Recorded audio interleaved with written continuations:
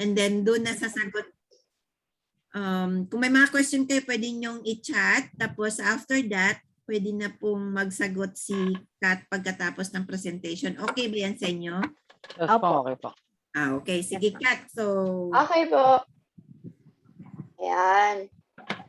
Okay. Ayan. Good morning po ulit sa lahat. Ako po si Katina Buenvenida, Technical Manager of NSYSTEX Philippines Inc. Ayan. For today po, magkakaroon po tayo ng Xterra training. So, para mas malaman niyo po yung products namin, lalo-lalo na po yung Xterra. So, magkakaroon lang po ako ng brief background po tungkol sa mga chemicals namin. So, run through lang po sa mga chemicals din po na ino-offer po namin. Ayan. Wait lang. Okay.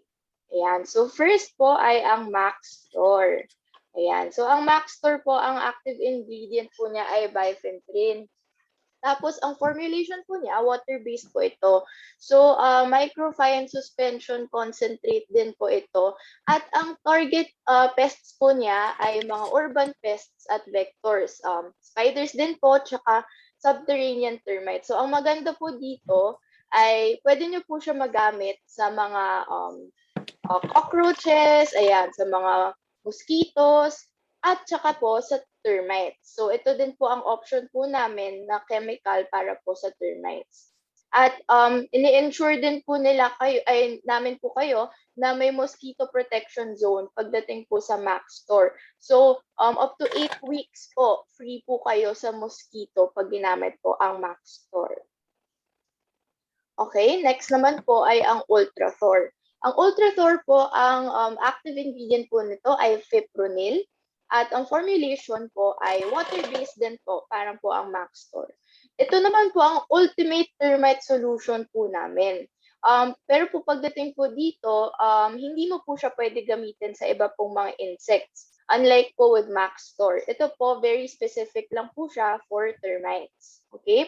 Ito po provides fast elimination of termites attacking your property together with highly effective at long-term residual termite control. At non-repellent po ito sa termites, meaning kapag po hindi po siya tulad ng ibang chemicals na mare-repel po ang termites, hindi na po lalapit ang termites. Ito po, lalapit po ang termites at hindi po nila alam na yung kinakain po nilang chemical ay ikamamatay din po nila. Okay, so pwede po nila ito dalhin sa kanilang nestmates hanggang po sa colony nila. Yun po yung maganda po dito sa Ultrathor. So, non-repellent po siya. Ito naman po ang Deltathor. Tatlo po ang active ingredients po niya. So, ayan po ang kinagandahan ng Deltathor po namin. Tatlong active ingredients, so mas effective po siya sa against mosquitoes, flies, at cockroaches. Ayan. So, long-term residual action din po siya. Once po nagamit po natin siya, kahit po kunyari po umulan or tumuyo na po yung chemical, ayan, andyan pa rin po yung chemical na yon. So, may effect pa rin po siya against mosquitoes, flies, at cockroaches. Next po ay Bithor. Ang Bithor po, dalawa naman po ang active ingredients po nito. At ang target pests po niya ay mga crawling at flying insects. So, mga cockroaches, mosquitoes, houseflies. At ito po, ang kinagandahan po dito ay unique product po ito that can kill the toughest pests. So, kunyari po kahit against mga German cockroaches, ayan, kaya po niya patayin po yan. And dual mode of action po to, non-repellent din po siya at competitive at long-term po. Okay? Ano lang po to, run through lang po sa chemicals po namin. Kasi po, ang main focus po natin for today ay ang Xterra po. So, kunyari po, if mas gusto nyo po malaman more about our chemicals, pwede nyo din po visit yung website namin or email nyo po kami. Okay? Pwede po namin kayo accommodate. Ito naman po, Atrathor. Ang active ingredient po nito ay fipronil. Okay? Ito po attracts and kills. Ito po ang liquid bait technology po namin. Okay? At ito po, easy to apply po ito. Okay? And may fipronil film po siya na nakakapagpa-eliminate po ng cockroaches indoors. So, parang ang feature po nito ay may target film po siya na kapag po kinain po ito ng cockroach, hindi po nila alam na mamamatay po sila. So, non-repellent din po ito. So, kapag po kinain po nila, ipapasa po nila yun din sa mga nestmates nila, ang mga cockroaches. So, di ba po, ganun po ang cockroaches, nagpapasa-pasahan din po ng pagkain. So, ayan po. Kapag po kinain din po ng iba nilang nestmates, ay mamamatay din po sila. And ang maganda po dito, approved po ito sa food preparation area. So, safe po ito. At may viral transfer effect. Ayan. Like what I said po earlier, leading to kill more cockroaches. Kasi po, once ang isa po kumain, ayan, pasapasahan po sila. Ayan. Diptor naman po, ayan, ang active ingredient po ay cypermethrin. At ang target pest po para dito ay flying insects at cockroaches po. So ito po, approved po siya indoors at outdoors. Pwede po kayo gumamit ng thermal fogging machine or mist blowers.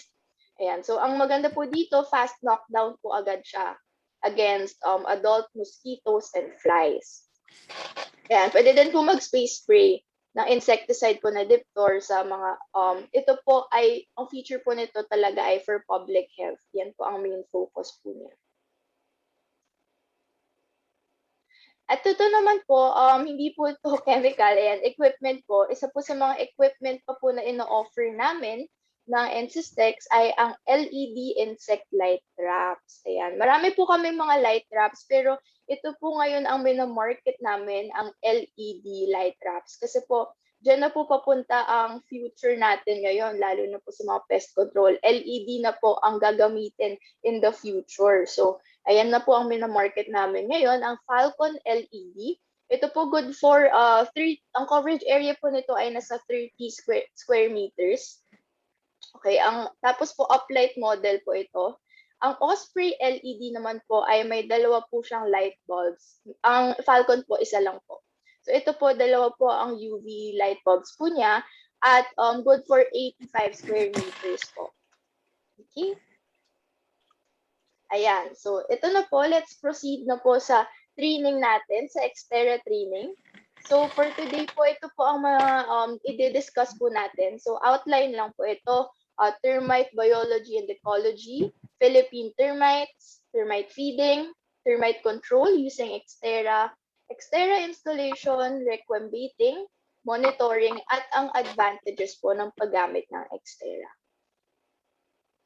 Ayan. So ito po, napaka-importante bago po natin gamitin ng Xterra, kailangan po natin malaman ano po ba talagang ibig sabihin ng Xterra.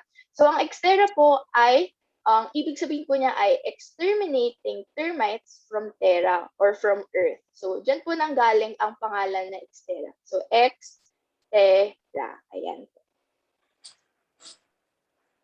So proceed po tayo sa termite biology and ecology. So, sorry po.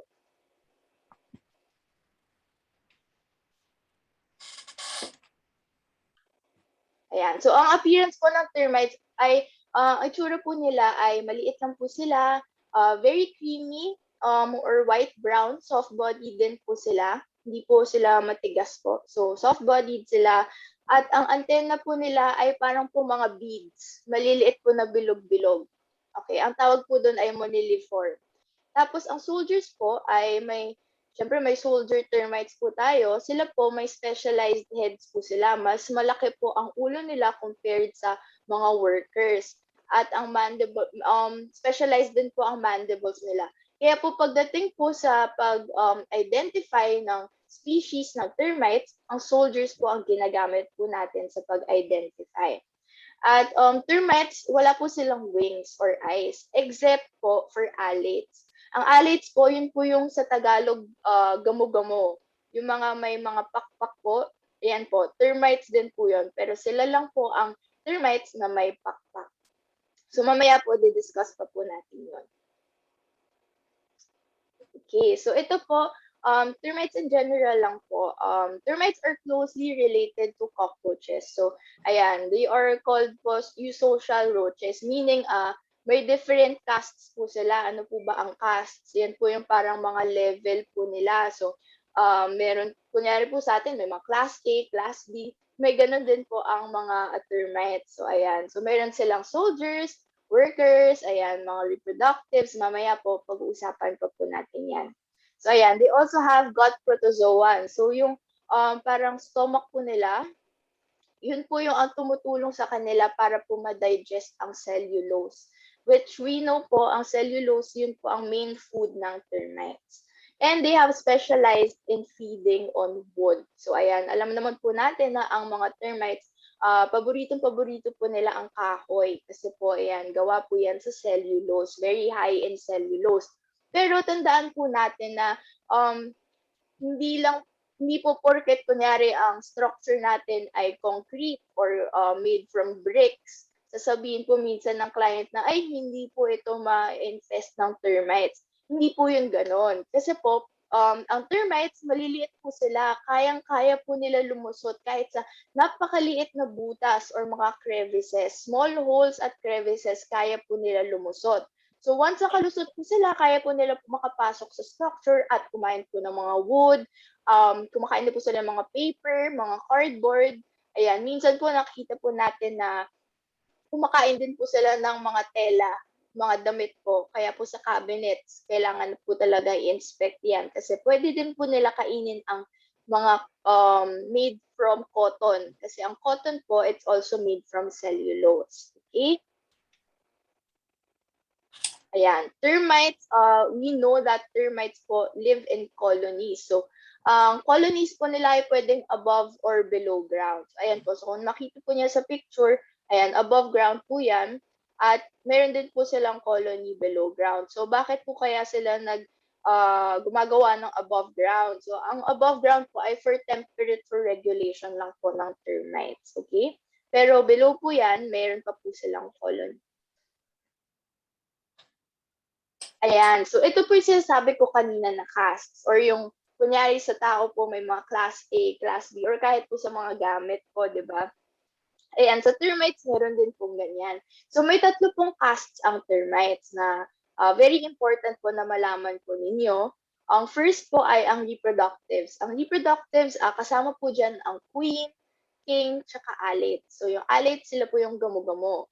Ang task po nila ay to reproduce and control the colony. So alam naman po natin, ang king at ang queen, sila po yung gumagawa po or nagpo-form ng colony. So yan, very important po ang role nila sa isang colony ng termites. And the next naman po na caste ay ang workers. Now, ano po ang ginagawa ng workers? So sila po yung nag-gather ng food, they build shelter tubes or yung mga mud tubes po na nakikita natin. Ayan, workers po ang gumagawa po nun.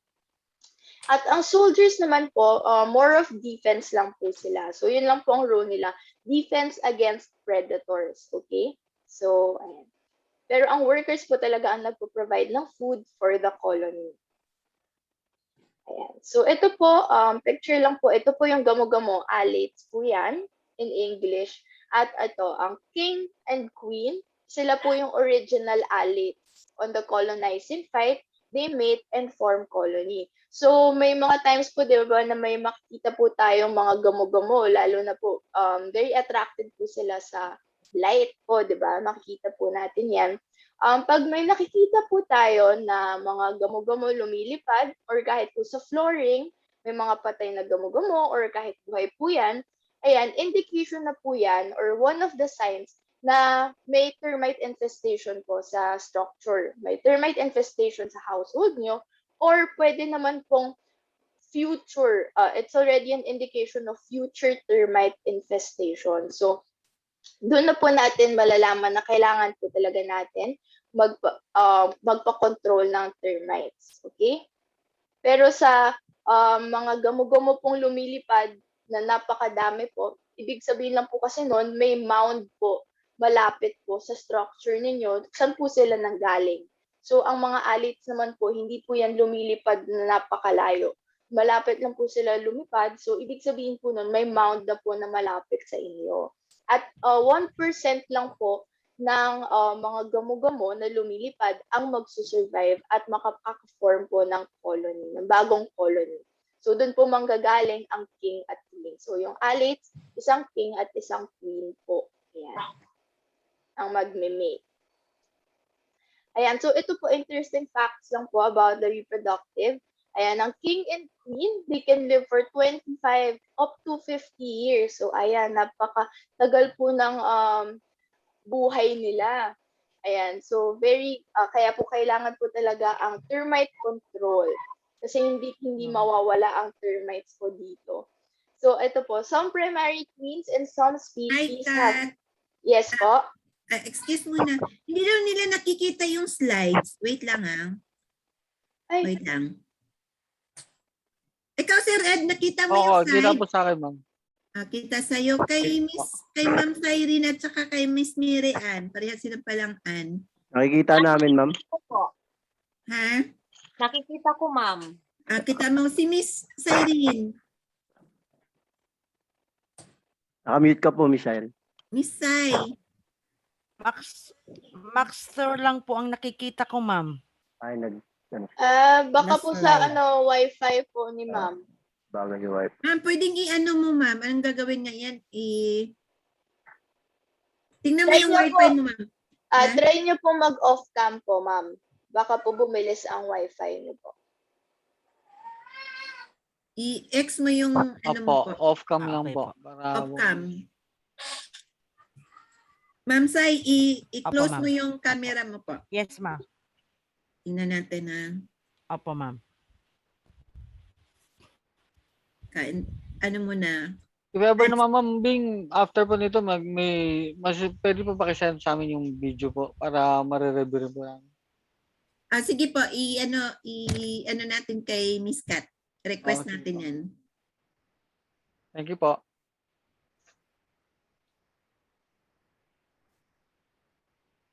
Kumusta Miss Sai? Wala, nakalagay lang talaga sa Maxter, ma'am. Paano natin siya matulungan, Sir Ed? Medyo expert ka dyan. Pa-out muna natin tapos Opo. login ka ulit. Opo, tama po. Opo, refresh niyo po yan, ma'am. Kailangan niyo pong patayan, tapos pasok ulit kayo sa Zoom. Oo. Out muna kayo, ma'am. Mag-leave ka Sige sa po, Zoom okay. tapos mag-login ka ulit. Okay po, ma'am. Thank you. Sige, antayin ka namin. Makahabol pa yan. Kunti pa lang kami.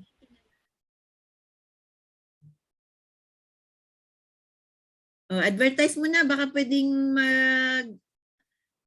entertain mo na si Sir Ed. O baka pwedeng kumanta mo na si Miss Mary Ann. Ma'am, hindi ba ambitious yung balak ng JNJ po? Sana kaya ko gusto namin kung advice sa inyo eh. Hindi ba ambitious yung nasasabi namin na magkaka-franchise kami sa ibang mga ano? Gusto lang po kumuha namin na advice sa inyo. Sir, okay naman yan, sir. Pag company mo, pwede mo naman siya i-franchise. Be sure lang na yung nagpa-franchise sa iyo, well-trained galing sa company mo. Opo. Yun lang po. Pero yung ano kasi, yung sa Xterra natin kasi, ang Xterra natin, actually, ano yan, kailangan kasi bago siya halimbawa, gusto mo may franchise sa Davao, Opo. so iti-train din namin yung sa Davao. Ganon. At saka, ang ano doon, ang kanyang purchases, manggagaling po sa iyo kasi kayo Opo, ako na po magsusupply sa kanya. Accredited Opo. namin. Kasi hindi kasi pwede naming sir, minsan nga mga gagalit sa akin yung mga pest control. Bakit ayaw ko silang bentahan? Babayaran naman daw nila ng cash.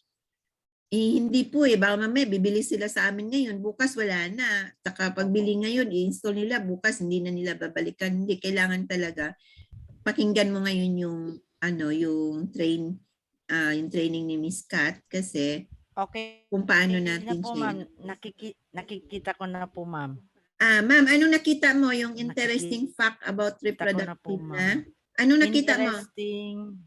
Very good, very good. Okay na po. Opo, ma'am. Sige, Opo, continuous ma'am. na tayo. Okay na ha? Ikaw Sir Gilbert, okay na sa'yo Yes, dyan? ma'am. Yes po, ma'am. Miss Mary Ann, okay na sa'yo? Okay daw. Nababasa ko yung lips niya. Okay, sige. Okay. Miss Okay Kat, po. continue. Tapos, Miss Kat, mamaya mag-leave ako. Tapos, i-accept mo lang ulit ako mamaya. Ha? Sige. Okay po, no problem po. Okay, sige. Okay.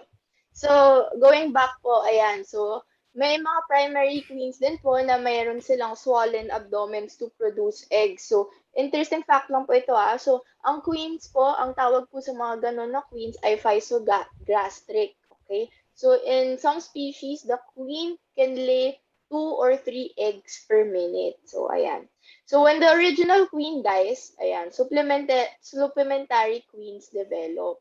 So, ayan po, ang supplementary queens naman po, yan, sila po ang nanggagaling din sa reproductives po natin. So, yung kanina po na-mention ko, ayan, queen, king, tsaka po, alates ang kasama po sa reproductives. Pero meron din po mga supplementary queens, tsaka kings po, na parang sila po yung backup once po namatay ang king or ang queen. Ayan, wait lang po. Ayaw mag-next. Ayan. So, ito po, Philippine termites naman po tayo. Ayan. So, marami pong mga termites po na marami pong species of termites that are very present po dito po sa Philippines and also all around the world. Pero po, 4 lang po ang economically important species of termites here in the Philippines. So, papag-usapan po natin yan mamaya. So, ito lang po ay para lang po ipakita. Yan po sabi ko kanina na parang mukhang beads po ang kanilang antena. At ayan, enlarged po ang head at saka mandibles po ng soldier. So, ito po, itsura po nito, soldier po yan. Kasi soldiers po talaga ang ginagamit sa pag-identify ng termites. So, ayan, head, tsaka ang tinatawag nila parang neck or pronotum. Ayan. So, like what I said earlier po, soldiers are used for identification. Kasi nga po, enlarged po ang heads nila, so mas madali pong ma-identify kung anong klaseng species po ng termites. At pati po yung mandibles po nila, very much developed or fully developed na po. At ang color po nila, ayan, very defined na po ang color nila compared po sa mga workers. Ayan, so ito po ang 4 na economically important subterranean termite species in the Philippines. So, ang first po ay ang Coptotermes gestroy. Ayan, ito, Nasutitermes lagunacensis, Microcerotermes losbaniocensis, at saka Macrotermes gilbus. So, kunyari sa mga pest control operators po, di ba, ang parang shortcut na lang po ito. Yan po ang mga tawag. Ito po ang itsura ng Copto, Nasut, Micro, tsaka po Macro. Ayan. Ayan. So, ito po, 3 species po na ito ay sila po yung tree or garden attacking species. So, usually po, ito po ang makikita natin sa ating garden. Ito pong termite species na ito. At sa loob naman po ng bahay, ang Copto. Pero usually lang po yun ha. Pwede pa rin po pumasok ang micro, nasut, macro sa loob po ng structure or loob ng bahay.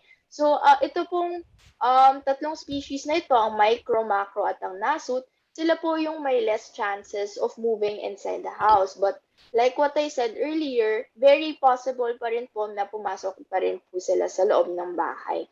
So kapag po itong garden attacking species, very important na sila po ang target natin na i-treat po sa labas po ng bahay para hindi na po sila makapasok sa loob ng bahay. Ayan. Pagdating naman po sa termite feeding, ayan, like what I said po, ayan, kumakain po sila ng cellulose, which is the main constituent of timber and grasses, para po mabigyan po sila ng sugars. So, ang cellulose nakakabigay po sa kanila ng sugars at kumakain din po sila ng fungi. Kumakain po sila ng fungi to get protein. And it is also important to know na kumakain din po sila ng mga dead nest meats nila or yung mga dead termites in order to get protein. So, ang tawag po dyan ay cannibalism. Ayan. So, this is just to show you an illustration po of how the termite feeding works. So, ayan. Alam naman po natin, like what I said po, may above ground at below ground po sila na colony. So, ayan. Makikita po natin na ang workers, like what I said earlier, ang workers sila po ang nagdadala ng pagkain sa kanilang nestmates. So, lalabas po yan sila sa kanilang colony or sa kanilang mound. Maghahanap po sila ng plants, ng litter, ng dung, or whatever kind of food po na kinakain nila at dadalhin po nila yan sa nestmates nila. So, yan, pasapasahan po sila. Hanggang po mapakain din po nila yung, of course, queen. Yan, napaka-importante. So, ito naman po, illustration lang po na kung paano po talaga sila nakapasok ng bahay. Yan, alam naman po natin na ayan, meron naman po sila mga pagkain sa labas ng bahay, kung saan po sila nakakuha ng main source of food. Pero ang termites po kasi, ayan, constantly looking for other sources of food. So, bakit po sila tatayo ng mga mud tubes sa papunta po sa loob ng bahay natin? Kasi po, ang termites, they want to store food for long term. So, naghahanap po talaga sila ng iba po sources ng food aside from the food na nakikita po nila malapit sa kanila. Kaya po sila nakakapasok ng bahay natin. Ayan. So, ito naman po, just to show you din po, ito po, isa po sa naging clients before. Ito po ang kanilang building. So, ito po ang structure nila. At meron po silang termite infestation. And once the inspection happened po, ayan, nakita po namin na meron pong mound malapit po sa structure. So, ayan, napaka-importante as pest control operators po na inspect po talaga natin yung kapaligiran ng structure. Kasi pwede naman pong wala po dito, kunyari sa loob ng fence, ang mound or ang colony, pero pwede naman po na nasa labas po ng perimeter ng structure. Pwede po yan. Pwede po na dyan po talaga nang gagaling ang termites. And aside from this mound po, may nakita pa din po ibang mga mound sa paligid ng structure. Ayan, proceed na po tayo sa pinakihintay po natin, ang product po namin ng Xtera. Okay, so what is Xtera? So ang Xtera po, ito po ay system for eliminating termite colonies. So kung sa iba po, kunyari po yung ibang chemicals, ang ginagawa lang po ay i-repel po ang termites from going inside the structure. What's very nice about Xtera is that it uses or it's it's non-repellent. So, mapupunta po yung termite, i-attract nyo po yung termites papunta sa station. Hindi po nila alam na mamamatay po sila while infecting their other nestmates and the queen. So, pinapakain po nila yung queen, hindi po nila alam na, ayan, mamamatay na din po sila. So, ang kinagandahan po dito sa Xtera ay it really eliminates the termite colony. So, hindi po yung parang workers lang ang mamamatay o soldiers lang ang mamamatay or kunyari 50% lang po ng colony ang mamamatay. Ang maganda po dito ay yung colony po talaga ang ma-eliminate. So it is a system for better termite management and a system offering environmentally responsible termite management. So the bait po na we use is non-toxic to other animals and kahit po sa atin, okay? Non-toxic po yan. So, very safe po yan sa pets natin or tayo din po. So, very specific lang po siya sa termites. Ayan. So, how does Xtera work? So, it is a multi-step management process needing the following skills. So, strong communication skills, regular monitoring, at patience. So, as pest control operators, it is very important din po na magaling po tayo makipag-communicate sa ating clients. Hindi po tayo pwedeng, yung kapag may question sila or may concern sila, hindi po natin i-address. So, para po gumana ang Xtera din po, kailangan po meron kayong strong bond between the pest control and your client po. And same goes din po sa amin. So, kapag kunyari po may problema po kayo pagdating sa Xtera or ang client ninyo, very much willing po kami din na tulungan po kayo pagdating sa mga concerns po nila. Okay, so ang kinagandaan po dito, pag later on po, pag i-explain po ni Ms. Ving na yung kapag po magiging part na po kayo ng our, ano ba tawag doon, magpapa-accredit na po kayo, ayan, so ang maganda naman po doon, kapag po may concern mismo si client, kami po talaga yung mismo pupunta po sa client. So, very hands-on po kami. So, importante yan po, strong communication skills at regular monitoring. Hindi po natin pwede dayain yung monitoring kasi po, talaga pong hindi gagana ang Xterra if hindi po magmo-monitor regularly. And of course, patience po kasi hindi naman po overnight ma-eliminate na po natin ang colony. Ang termites po mahirap po talaga sila i-control. So, kailangan po, mahaba din po ang pasensya natin para po makontrol, para po ma-eliminate ang colony. Worth it naman po yan kasi ma-eliminate po talaga natin ang colony at masasatisfy natin ang ating clients. Ayan. So, why use Xterra po? Xterra has a global presence. It is widely used all around the world. Okay. It has been proven scientifically. It works on both higher and lower termite groups. And it is certified green. Ayan. So, ito lang po, pakita lang po yung FDA certification namin na green label po ang Xterra. Ayan. Termite control using Xterra. Let's proceed with this one. Ayan. So, ang process po of working with Xterra involves the following. So, first po, site survey.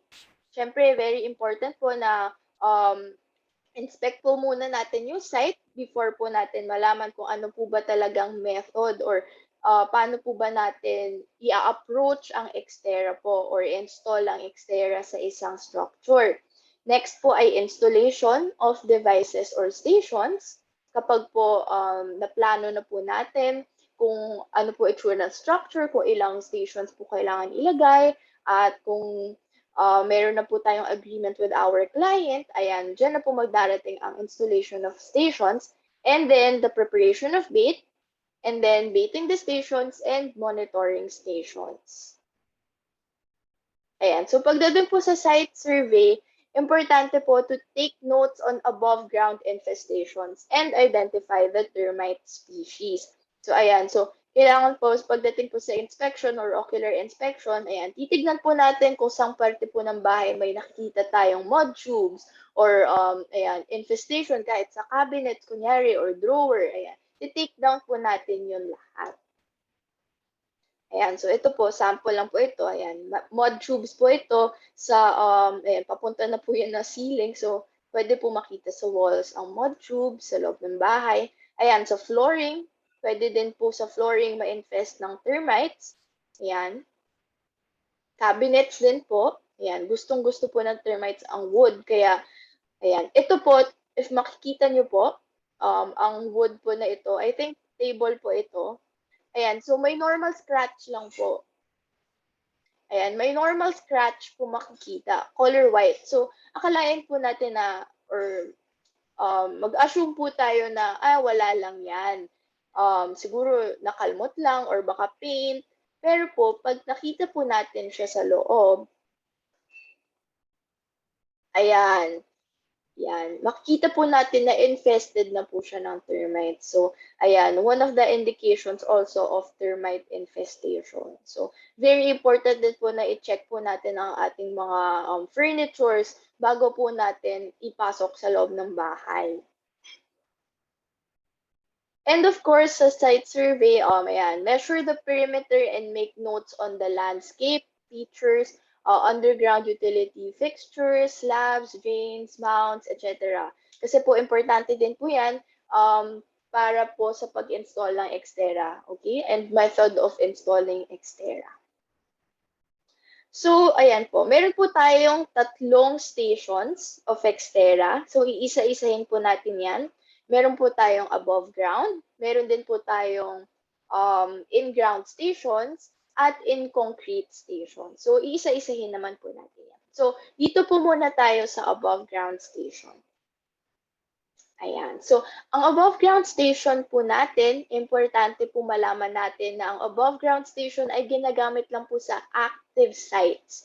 Ano po ba ibig sabihin ng active sites? So, kunyari po, may nakita tayong mud tube. Ayan, tapos, kunyari, bubutasan lang natin ng konti or gagalawin lang natin ng konti using a screwdriver at may nakita tayong termites po na naglalakad-lakad. Ayan, yan po ang active site. So, ang active site ay may makikita po kayo na termites po talaga, live termites. Okay, so doon lang po pwede mag-install ng above ground station. Pero kung kunyari po may nakita po tayong mud tubes at dry na po siya, wala po tayong makitang termites, hindi po tayo pwede mag-install ng above ground station. Kasi sayang din po ang pera nyo pag mag-install tayo ng above ground station doon. Dahil ang above ground station, it is only used for active sites. Okay? Important po yan na malaman po ninyo. And ang process po na pag-install ng above ground ay number 1, choose the least disturbed areas. Meaning kung saan po hindi laging dinadaanan ng tao or laging hindi siya magulo or maingay. Kasi ang termites very sensitive po yan. So ayaw po nila na laging may vibration. So, syempre, pag naglalakad po tayo, mararamdaman po nila yan through the vibrations. So, maarte po ang termites. So, very sensitive sila. So, syempre po, pag nag-install tayo ng above ground at may bait, syempre, hindi na po pupunta doon ang termites kung in-install po natin siya sa highly disturbed area. So, very important na choose the least disturbed areas. And, ayan, fasten the station, secure with tapes, add the correct bait, ayan, secure by screws. Ayan, may cover po tayo, tapos isi-screw po natin yan para po secured po talaga ang ating station. And place do not disturb signage. Kasi po, syempre, baka po meron tayong mga bisita or mga bata na akalain wala lang yung station natin or laruan yung station natin at baka galawin po nila. Ayan, hindi po magiging effective ang Xterra doon kasi nga ayaw po nila ng very disturbed area. So, ayan, lagyan po natin ng do not disturb signage and check in 3 weeks time. So, monitor po natin every 3 weeks. Ayan. So, this one is to show you lang po na sa above ground stations, we can also use, or we can also cut our above ground stations. Ayan. So, ganito po magiging itsura niya. So, stations may be cut to give better access to the bait. So, ayan, pwede naman po tayo mag-cut ng station para lang po mas madali po makapasok ang termites sa bait at makain po nila yung bait. So, ganito po magiging itsura po niya. Kunyari po, nag-cut po tayo ng pabilog po sa ating station. Ayan, so ito po yung ilalagay po natin sa mismong may active or may, what do you call this? Termite activity po. So, ayan. So, ito po, may termite activity po dito sa kahoy na ito. So, ayan, isusuksok lang po natin yung ating stations dyan. And, ayan, magbibigyan na po sila ng better access sa bait. Dyan na po sila papasok. Pero, ito po, hindi naman po talaga siya kailangan gawin. Option lang naman po siya for our pest control operators. Ayan, so ayan, use hand-driven screwdrivers, one of the tools that we use when installing above ground stations. Ayan, so install, ayan, pagdating po sa installation, ayan, isi-screwdriver lang po natin yung stations at ilalagyan po ng duct tapes para lang po secured po talaga ang station. Hindi po siya mahuhulog. Ayan, so, ayan po magiging itsura po niya. So, may mga iba po nagtatanong, bakit po dalawa ang above ground station dito? Hindi ba pwede isa? Or hindi ba pwede tatlo? It really doesn't matter po. So, kahit ilang stations po ang ilagay nyo po sa may termite activity, okay lang po. It will be effective kahit isang station lang po. But for this one po kasi, ang client po namin gusto po nila na ma-eliminate po ang colony na mabilisan. So, faster po. So, kaya po nagdalawang stations po kami. So, syempre, the more that, mas marami pong stations, mas mabilis po ma-eliminate ang colony. But it doesn't matter. Same pa rin po ang patutunguhan. Ma-eliminate pa rin po ang colony. At, sorry. Ayan. At yung distance naman po between stations, kunyari dalawa po ilalagay natin, it doesn't matter din po. Pwede po yan magkadikit, pwede po magkalayo, pwede po isa dito, isa doon. It doesn't matter po. Ayan. So, installing above ground stations naman po along mud tubes. Ayan, kung kanina po, nag-install po tayo or pinakita ko po sa inyo, nag-install po sa wood. Ayan, pwede din naman po mag-install sa mismong mud tube. So, ayan, ganito po itsura ng mud tube. Ayan, so, kapag po sa inspection, ayan, bubutasan ng konti yung mod tube para makita if may active termites ba talaga. Kasi kung wala, hindi po tayo pwede mag-install ng above ground station. Pero if meron po, ayan, pwede po natin dyan i-install. At, ayan, we can cut the station. Parang din po yung shape ng mod tube para po swak na swak po yung station sa ating mod tube. Ayan, so ganito po magiging itsura niya. Ayan, o, diba? Swak na swak po siya. Ayan, so ito din po, dalawa po yung ginamit na stations. Kung kanina po medyo magkalayo yung stations, ito po magkadikit. So yan po yung sinasabi ko na wala naman po talaga siyang effect pagdating sa elimination ng colony. Okay? Ayan. Ayan. So, and pwede din po natin, bago po tayo maglagay ng bait, pwede din po natin butasan ng konti yung mod tube before adding the bait para po binibigyan na natin ng access yung termites dun sa bait para kain na kayo, ayan, ganyan. Ayan po, itsura po niya. So, maglalagay na po tayo ng bait at i-cover po natin siya and secure it with screws. Ayan, so okay na po yan. Okay, so just some tips lang po on installing above ground stations. Ayan, if you can see our bait, ayan, very messy po ang bait namin dito. So this one, it's important to know to avoid the mess, okay? Huwag po tayo maglagay ng bait na napakarami and iwasan po natin na tumapon po yung bait all over po the place or all over the station. Kasi po, ganito po ang mangyayari yan. After 3 weeks or so, ayan, ganito na po ang itsura po niya. So, magpa-form po ng soil ang termites kasi syempre, kinakain po nila ang bait. So, ayan, magiging ganito po yan. And it's very unhygienic and ayaw naman po natin na ganito itsura ng ating station. Syempre, gusto po natin, malinis pa rin yung station. Lalo na po pag, what do you call this? Kapag po kunyari sa bahay or kunyari sa restaurant. Yan. So ito din po, one of the tips po, feed until the soldier ratio exceeds the worker. So bakit po ba?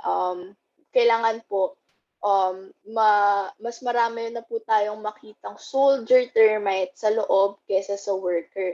So syempre after kunyari a month or 2 months or so, makikita na po natin na paunti-unti na po nawawala ang worker termite sa loob po ng station.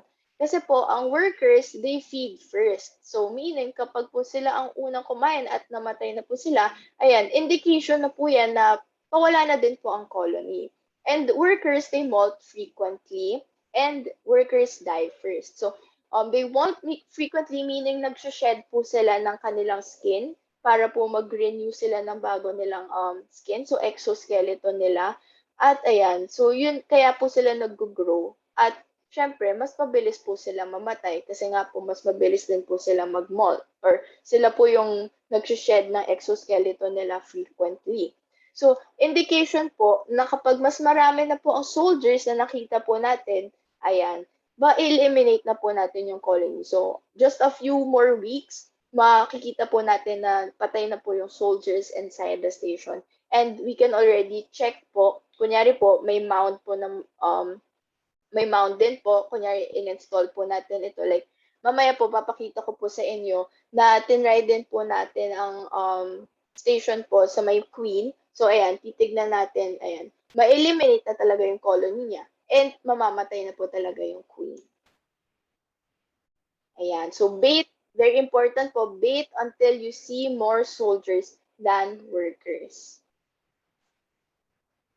Ayan. Pagdating naman po sa bait feeding and above ground stations, para lang po makita niyo po yung itsura. Ayan, ganito po ang magiging itsura po niya kapag po kumakain po ang termites at na-eliminate na po ang colony. Ayan, very dry na po ang bait. At may soil formation din po. Ito po, ayan. Ayan, may soil formation din po tayo makita.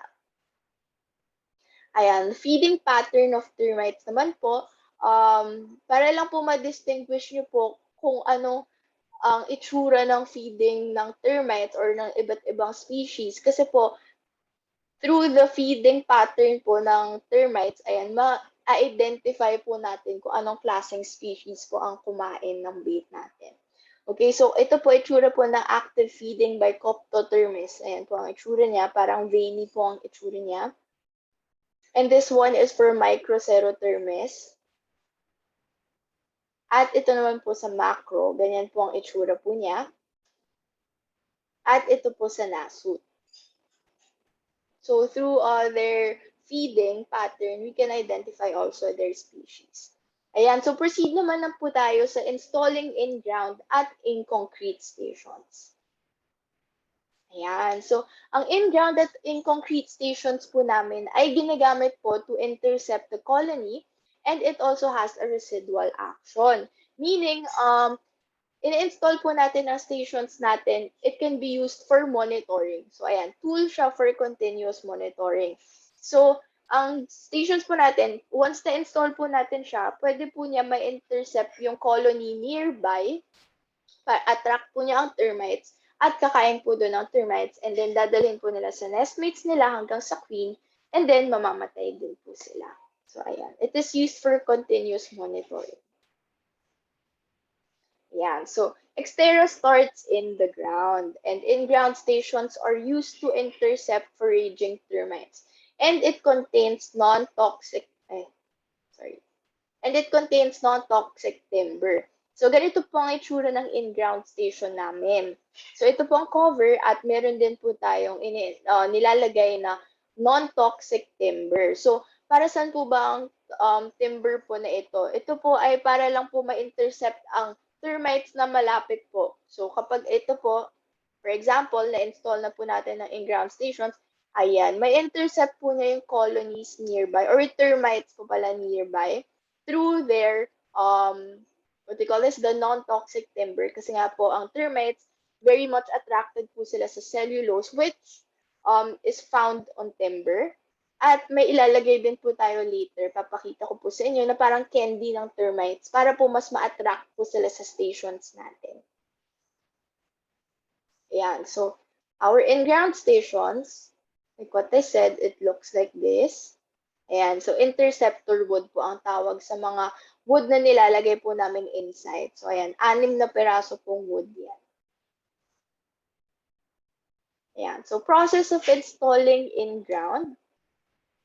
Number 1 po ay mag-create po tayo ng mga butas sa ating soil. So in-ground, meaning kanina above ground, ginagamit inside the structure at kung may active site lang po ng termites. Ang in-ground naman po ay ginagamit sa lupa.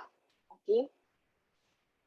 Ayan. So pag nag-create na po tayo ng holes, ayan, ito po yung sinasabi ko na parang candy ng termites. So 1 scoop po per hole ang nilalagay po. So once po naglagay dito ng focused termite attractant, ito po kasi ay very, very attractive for termites. So ito po, label lang po niya. Ayan, so ang focused termite attractant po namin ay natural. It is also non-toxic at food-based granule for termites. Okay, so it's non-toxic to kunyari, animals or humans. Okay, and it is also non-toxic to termites. So parang pagkain po talaga nila yun. So it works with soil microbes to slowly release carbon dioxide. It is university proven that carbon dioxide attracts termites. So yan po ang kinagandahan ng aming stations. Kasi po, sa loob po ng stations namin, like what I said earlier, meron po tayong non-toxic timbers which would attract the termites dahil syempre po, made from cellulose siya, wood po siya, kakainin po siya ng termites. And at the same time, pag naglagay po tayo ng focus attractant sa ilalim ng ating stations, ayan, nagre-release siya ng carbon dioxide. So ayan, makita niyo po yung illustration na nagre-release siya ng carbon dioxide. At ang kinagandahan po dito ay ang carbon dioxide, very attractive din po siya sa termites. So, pagsama mo po ang cellulose from wood plus carbon dioxide, ayan, magsisipuntahan po talaga ang termites sa stations. Pero mga nearby termites lang po ang pupunta sa stations. At para po, once po ma-intercept na po nila ang ating stations, tsaka po tayo mag-a-add ng bait. At yun po yung kakainin nila. And so background science lang po, decaying wood emits carbon dioxide as high as 15%. And termites, they also eat on decaying wood. So optimum levels for termite attraction have been determined at 0.5 to 1%. And it directs termites to food. So ito po. Ayan po ang itsura po niya. So kunyari po ang stations po natin ay andito. At ito po ang, kunyari, ang colony. So ayan, very ma-attract po talaga sila sa stations natin. So ayan po magiging itsura niya. So termites always find the Xterra stations first because, like what I said po earlier, it releases carbon dioxide from our focus attractant. Plus, it also attracts termites through the cellulose that you can find inside the timber inside our stations. Ayan. So, just some common questions po. Ayan. So, syempre po, ang stations po natin, it can intercept nearby termites. Now, may iba po magtatanong, so, baka mamaya ma-attract din niya yung ibang termites na nandun sa kapitbahay ko or nasa, kunyari, 100 meters away from my home. No, that is not possible because termites need to be within 2 to 3 meters of a station to be attracted. So, ang interception lang po niya ay 2 to 3 meters. So, kunyari, ito po ang station, 2 to 3 meters po from the station, yun lang po yung nade-detect ng termites. Okay? So, 2 to 3 meters, so, kunyari po, ang termites po, may mga termites po 3 meters away from the station. Ayan, pwede po sila lumapit sa ating station. Pero kunyari po, may termites po na 10 meters away from the station. Hindi po nila madedetect yung station. So, hindi naman po niya ma-attract yung termites into your home or, yeah, that's it. So, it will also only intercept termites already near to your properties. Ayan, like what I said earlier, 2 to 3 meters lang po ang interception niya. So, in Xterra in ground protection, so stations with focus attractant, they intercept the termites first. So, it is also important to check routinely for termites. And if termites are present, you can already bait the station.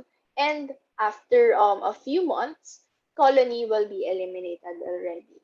And after that, of course, monitoring still continues. So what's good about this is that pwede po tayo mag-install ng in-ground stations, pero hindi po natin lalagyan ng bait. Okay? Hindi po muna natin siya lalagyan ng bait hanggat hindi po natin nakikita na may termites na po sa loob ng stations. So for example, we installed 5 in-ground stations po. At ayan, naglagay po tayo ng focus attractant sa ilalim. Meron na din pong non-toxic timber sa loob.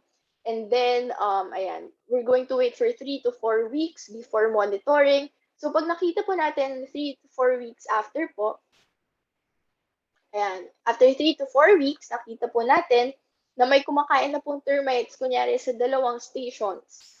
Ayan, may kumakain na pong termites doon. Yun lang po yung lalagyan natin ng bait. Okay? Yung 2 stations lang po na na-intercept po ng termites. Pero yung 3 pong natirang stations na wala namang pong termites, ayan, hindi po natin sila lalagyan ng bait. Bale, ang magiging role na lang po muna nila ay for monitoring. So in the future, kunyari po, meron pong termites na pumunta doon, tsaka lang din po tayo mag-add ng bait doon. Ayan, so pagdating naman po sa kung saan po ilalagay ang ating stations, ayan po ang itsura po niya. So, ito po kunyari ang structure, hindi naman po kailangan linear ang paglagay ng stations. So, pwede po in any kind or in any form. So, maximize the moist and shaded areas and not in flood-prone areas. So, ang distance po ng ating stations ay 3 to 5 meters apart from each other. Ayan. Tapos sa buong perimeter po ng structure ilalagay ang ating stations. At importante po nating malaman na hindi po siya magiging effective pag nilagay po natin sa flood-prone areas. Although, kunyari po, very seldom po na binabaha ang isang area or kunyari yung garden po natin. Kapag po sobrang lakas lang ng ulan, tapos bumabaha po ng konti lang po, yan, pwede naman po. Pero kapag po yung laging bawat ulan, laging bumabaha, mga need hanggang tuhod po yung height ng baha, hindi po pwede ang i-install ang Xterra kasi hindi po siya magiging effective. Ang termites po, ayaw po nila na masyadong moist din. Ayaw po nila na sobrang basa, ayaw din po nila na sobrang dry. Maarte po ang termites. Gusto po nila yung saktong consistency lang po. Ayan. So, ito po yung actual picture po. Ayan. So, ito po, station po yan, in-ground station, and another in-ground station. So, 5 meters apart po ito. So, 3 to 5 meters apart po ang pwede yung stations po natin. Ayan. So, this is what I was talking about earlier, the termite interception zone. So, once you install our in-ground stations around the perimeter of the structure, ayan, so makikita natin na ito po yung interception zone, yung mga bilog-bilog po na red, ayan. So, ang interception zone ay 2 to 3 meters po.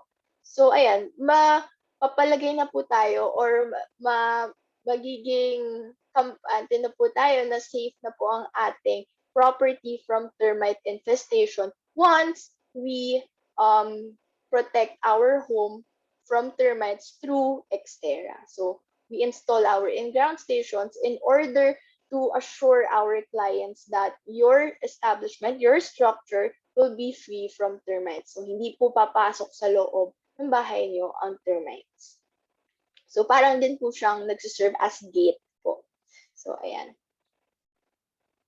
Ito naman po, in concrete stations.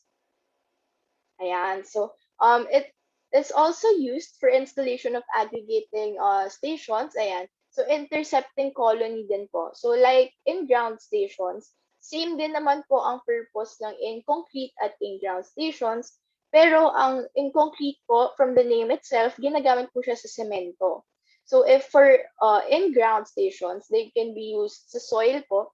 Ito naman po for for concrete. So, sa mga semento po. Siyempre po, for example, sa structure po, ayan, sa perimeter po ng structure, may garden po all around. Pero kunyari po, meron ding car drive, ayan, or parkway, or semento po around the house. Tapos meron din po garden. So, nakapaligid po siya. So, ang gagawin po natin ay mag-install po tayo ng in-concrete stations doon po sa mga semento and then in-ground stations doon po sa may soil. Okay? So, hindi po pwede gamitin ang in-ground sa concrete or hindi din naman po pwede na gamitin ang in-concrete sa soil or sa ground. Yan. So, process of installing in concrete stations. Yan, proceed po tayo. Gumagamit po tayo ng driller. So, i-drill po natin ang semento. Ayan. So, kunyari, sa tiles, i-drill po natin yan para po ma-install ang ating in concrete stations. So, ganito po ang magiging itsura niya. Yan. So, ito po ang in concrete natin. So, for example, this would be our soil. Tapos, ito po ang semento natin. So, kailangan po natin makita na ang in-concrete station po natin ay swak na swak po doon sa semento. So, ayan. Hindi po siya po pwede na masyadong mataas or hindi din naman po pwede na ang butas po na gagawin ay kasing laki po or kasing laki po ng takip po ng in-concrete kasi lulubog naman po yung station. So, dapat po, ang pagdating po sa pagbubutas, ang i-measure po natin ay itong rubber po. Ayan. So, ang measure po nito ay 3 inches. Okay, so 3 inches po ang diameter po pagdating po sa in-concrete. Sa in-ground naman po, 4 inches. Okay? Ayan. So, after po natin mag-drill, ayan, pwede na po tayo mag-install ng timber wood. Ayan po ang itsura po niya. So, like what I said po earlier, 3 inches po ang diameter ng butas. Okay? Ayan. at install black plastic. So after po installing the timber wood, ayan, lalagyan po natin ng black plastic. Kasama naman po ito sa station. Pati po ang mga timber wood, kasama din po yan sa station. So yung black plastic lang po ay para lang po mag-guard ang ating mga wood para hindi din po sila yung magfo-fall off. So parang ano lang po siya, for support po ng ating wood. Ayan, so ganito po ang itsura po niya. So ayan po, if makikita nyo, maganda po siya tignan pag nilagay po siya sa semento. So ayan, very aesthetic naman po siya. At lapat na lapat po ang in-concrete station doon po sa semento. Yan po ang gusto po natin. Hindi po pwede na mataas po yung station or lubog po ang station. Ayan. So, check if there are termites. So, ayan. Once there are termites, tsaka lang din po tayo mag-a-add ng bait. At monitor regularly. Very important po to monitor regularly every 3 weeks. Once a month po. Ayan. Very important po to do that. Ayan, para lang po makita ninyo ang itsura. Ayan. So, ganyan po ang itsura ng aming in-concrete station. Okay, now let's proceed po sa requiem baiting. So, requiem po, yan po ginagamit natin as bait for our Xterra. So, ang requiem po, it is composed of 0.1% of chlorfluazoron. Okay, and then the 0.99% naman po, yan po ang cellulose and other ingredients, mga secret ingredient na ginagamit po namin. So, toxicity. So, this product is considered non-toxic. So, non-toxic po ang chlorfluazoron. So, these are just parang proof lang po na non-toxic ang chlorfluazoron. So, no abnormalities in reproduction test. So, once we conducted a reproduction test, wala pong abnormalities po ang nakita sa rats. Kasi rats po ang ginamit po na pang-test. At mga tumors, they were not observed in rats and mice. All mutagenic tests were negative. At effects of large doses of chlorfluazoron were also studied, but no abnormalities were observed. So, ayan, very important po yan na malaman nyo po na non-toxic po ang ginagamit namin ng bait. So, very safe po sa animals and to humans.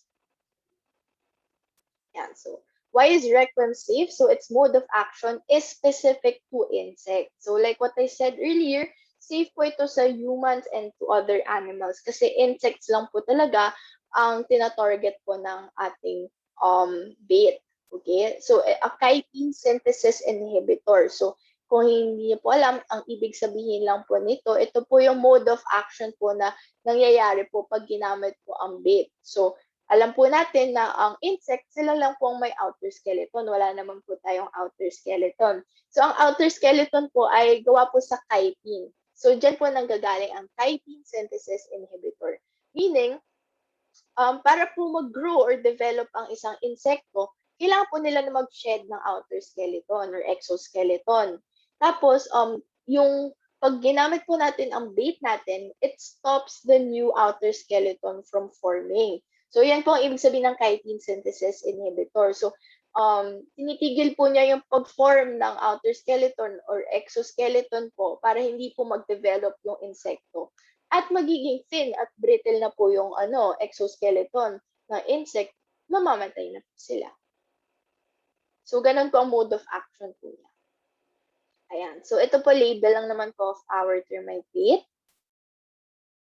Ayan. And this one is just a brochure, a summary po of the main points really of our Xterra. So, ayan. Like what I said, termite interception zone. Once in-install po natin ang Xterra, ma-assure po tayo na safe na po ang ating property from termite infestation. And ang Xterra po, it is the largest station among all the other or our competitors. So the larger the station, the bigger the interception zone. So mas ma-intercept po niya talaga ang termites compared to smaller stations. And it eliminates all species of termites. All species that I mentioned earlier, Copto, Micro, Macro, at Nasut. Kahit po yung Nasut, napakahirap po yan i-control. Ayan, kaya po i-eliminate ng Xterra yan. And it is unique, no disturbance station. larger bait source. Like what I said, larger the station, larger bait source din po. Mas marami po tayong bait na pwedeng ilagay. And mas mabilis po natin ma-eliminate ang colony because of that. And highly palatable bait. So ang requiem po natin, highly palatable. Once our termites get to taste the bait, hindi na po sila titikim pa ng wood. Ganon po kapalat or highly palatable ang requiem bait. Once natikman po nila ang bait at na-share po nila yan sa nestmates nila, nadala po nila sa queen, hindi na po maghahanap ang workers ng other sources of food like wood, paper, clothing, ayan. Hindi na po sila maghahanap. Yung bait na lang po talaga ang kakainin nila. Ganon po kagusto ng termites yung bait namin. And it is most potent. Ayan. So may interceptors din po kami, yung wood po na nilalagay, plus the focused termite attractant that we use also. Ayan. Xterra quality tick. So just to ensure you po. Ayan. So ang bait po natin, so let's move on to bait preparation. So ayan, like what I said, it is made from chlorfluazeron at cellulose. Ayan, so ito po yung mga kailangan po natin pagdating sa bait preparation. So kailangan po natin ng clean bucket at clean water.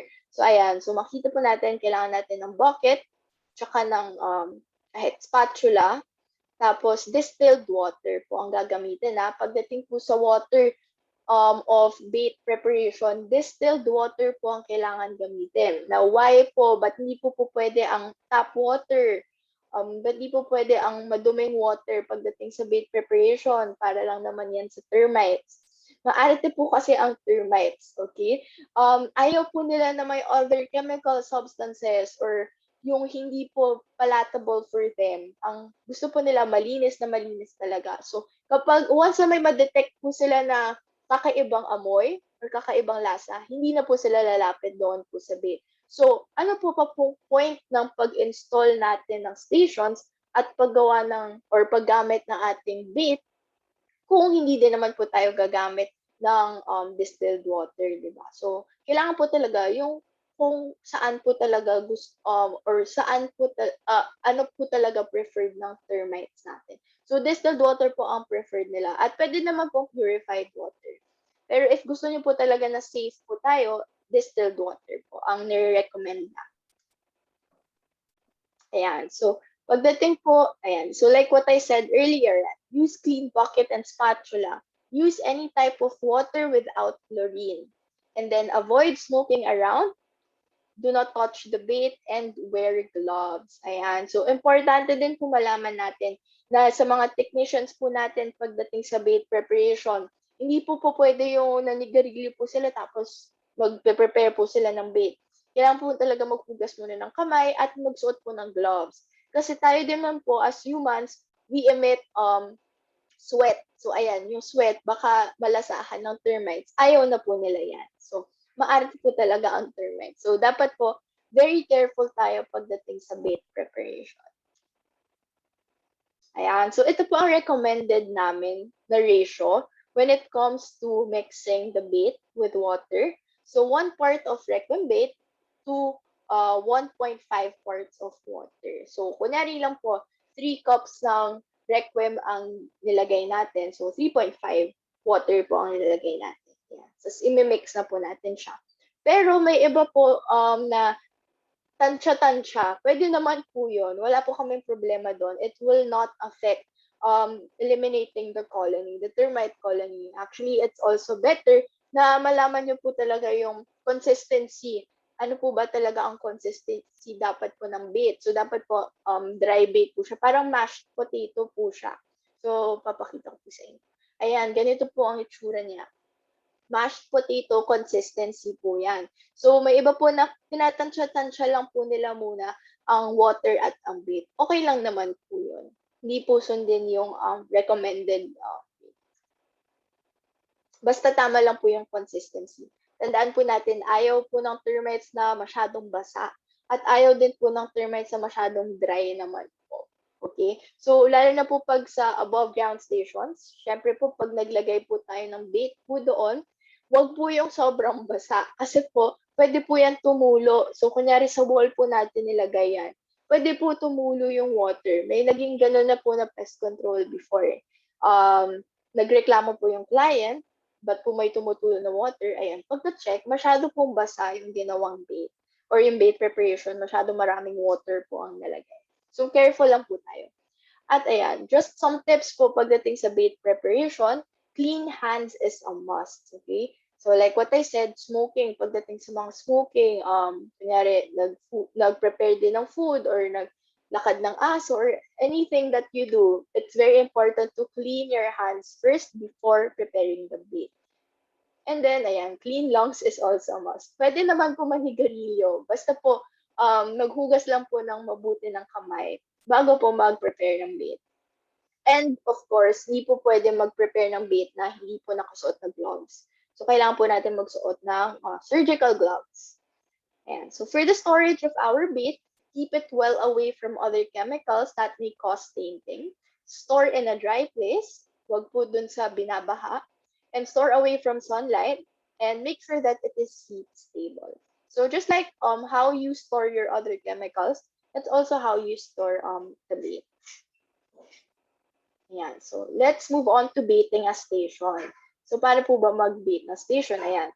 So, baiting a station, it is added without disturbing the termites. So, what do you mean po? So, pagka-add po natin ng bait natin, kailangan po natin takpan din agad. Hindi po pwede na naka-expose po siya na opened ang ating stations for a long time.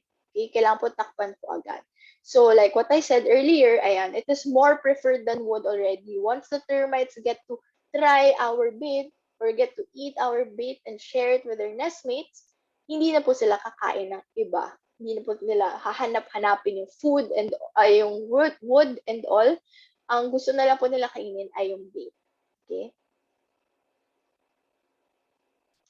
Ayan. So, ayan. Important din po na malaman natin na bait a station only kapag po na-intercept po siya ng termite. So, tulad po na example ko kanina, pag nag-install tayo ng 5 stations, at dalawa lang po yung na-intercept doon ng termites, dalawa lang po yung nakita natin may termites sa loob ng stations, yun lang po yung lalagyan natin ng bait.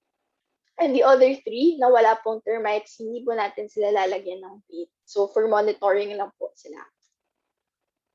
Ayan. So, termites can't resist the bait. So, this is just an example. Ayan. So, 2 weeks after placing the bait, ayan, ito na po ang Coptotermes station. Ganito na po ang itsura. Diba? Napakadaming termites po ang gustong kumain. Ayan. And then after a few weeks, ganito na po ang itsura niya. Diba? So once makita po natin ito, ayan, nakikita po natin na grabe na po ang soil formation at konti na lang ang termites na present.